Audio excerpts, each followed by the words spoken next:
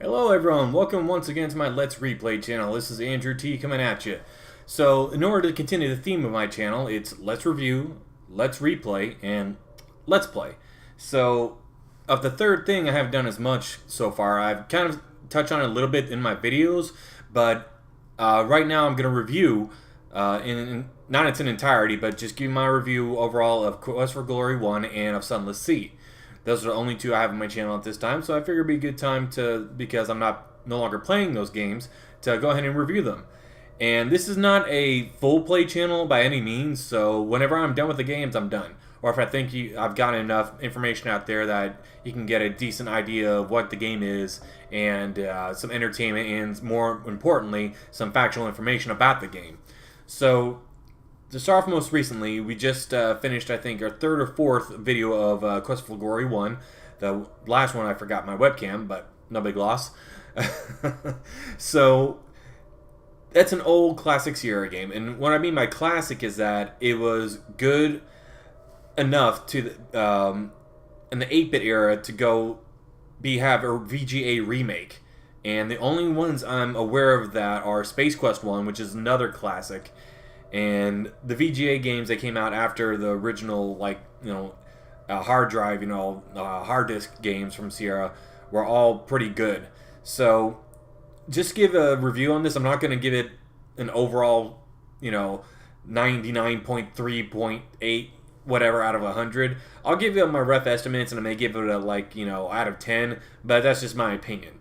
So, now that the disclaimers out of the way, I loved the game growing up, and I love replaying it even now. I even beat it because it is, in all honesty, a very short game. If I wasn't doing the videos, I'd probably be done with it in about 45 minutes from start to end, because it is that easy to level up your character, grind stats, you crank the speed up all the way, and can basically do all the grinding within about 5 minutes in order to do whatever you want in the game. The combat, for its time and even today, is still pretty unique. The way that the RPG elements are set up, the stats actually matter. Some of them more than others. Some of them you don't really have to. If you get your health up enough, you don't really have to worry about dodging if you're a thief. Just little things like that. The map itself is fairly large for a game that old, and very detailed in the backgrounds that they did. The writing is just all lunacy and humor. So from the names of everything to your enemies to everything in between, it's all great, but there's a lot of it, because originally, like I said, this was like an 8-bit, 2-pixel game, but it was what the graphics were like back then. So they had to it was basically a choose your own adventure with backgrounds and your little character moving around. So the VGA version is a lot crisper, but it's still very dated. But when the story and the writing definitely makes up for any shortcomings when it comes to the graphics or anything like the controls. And the great thing about this series is that throughout it would let you import your character to the next series. So Quest for Glory 1, you can get your character to Quest for Glory 2 as a paladin. That's the only drawback I didn't like about this series, is that when you beat the game and the ending's quintessential early Sierra, after you beat the last thing you have to do, it immediately teleports you to the castle, and you get to take a look around at all the characters in the game, and they give you names of the developers and everything like that. So when it came out, I definitely would have given it a 10 out of 10. Nostalgia, tempering that a little bit, I'd give it a solid 7 out of 10 now, just for a nice, quick, really cheap, easy adventure / RPG game to get into the Quest for Glory series. This is by far my favorite one. The latter ones I'm not going to do, because 2 is unplayable as it is now, because it does not have a VGA remake to it, and the sounds that come out of the speakers are from that era. So for that era, if it was coming out of your PC, that's one thing. It's tempered by all the stuff in between, but coming out of here, it is, you can't listen to the music, or And also, it's just basically a maze for the second one, and that was their copy protection back then. The third one, it's pretty much like the first, except it's set in a different era, or not era, area. It's a desert slash African savanna with some jungle mixed in, but it's very similar to the first. The fourth one is it gets to like a Transylvania area, but it's still the same thing. You know, you're going around talking to people. The graphics have definite improvement. And the fifth one, they went to 3D, and that's unplayable too. I tried years ago when I re-downloaded all these, and it's just not worth my time to go through the rest of the series. If you want to, I definitely recommend it just to do it once. But other than that, Quest for Glory 1 definitely is my favorite, and brings a great era of nostalgia to it. Now, moving on to Sunless Sea.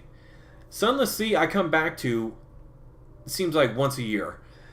And the reason I started my Let's Replay channel with that is because it's easy to talk through it, because there are long boat rides where you have nothing to do except go to the next port.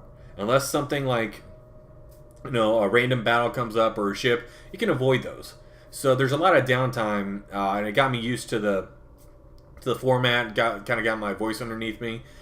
But as a review of the game, if you're into the steampunk and you're into just nice, leisurely, relaxing games where you don't have a whole lot of fast twitch or anything like that, it's definitely a roguelike in that if you die, you just start over. And the maps are randomly generated, procedurally generated, but everything on the coast is the same, but everything out past that changes slightly. So it's like if it's on a grid, the further east you go, it may change like longitude and latitude like a little bit up and down, but not so much left and right. So everything's going to pretty much in one little area on each section of the map. So the graphics are pretty decent. For the price, it's definitely a great pickup if you're just looking for something that you want to immerse yourself in for the world. So it's not exactly, like I said, a fast game, because you go to the same ports so many times that unless you progress even a little bit before you stop playing, they can feel like you've done nothing at all. And it is possible to do that in that game. So, of the graphics, like I said, the graphics are good. They just came out with a DLC for it. I'm definitely picking that up whenever I get a chance.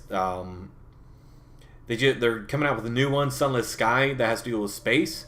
And I'm definitely looking forward to that one as well. But for Sunless Sea, if I had to grade it, I'd give it a 7 out of 10. Definitely worth the buy, but not for everyone. So if it's a niche market, basically for people that like steampunk, like the world building, like to read. There's a lot of dialogue in here, and there's some roguelike and RPG elements. So that is the conclusion of my first 2 videos for my Let's Replay channel. Like I said, love Sunless Sea, playing it when I did. I love the nostalgia of Quest for Glory. I think the next 2 I'm going to do are Freddy Farkas, Frontier Pharmacist. It's from Outlaw, the same guy that did the Leisure Suit Larry games, but it was more, well, it wasn't that much cleaner than the Leisure Suit Larry games. Still had some adult humor in it, but it's definitely a nostalgia pick for that. And for my other game, I'll leave it a surprise for now. Just because I'm not quite sure which one will be good for this channel yet, but Freddy Farkas for the nostalgia, for a replay of something in my childhood, that's the first one. Anyway, this has been Andrew T. coming at you once again, and thank you all for watching. Have a good one.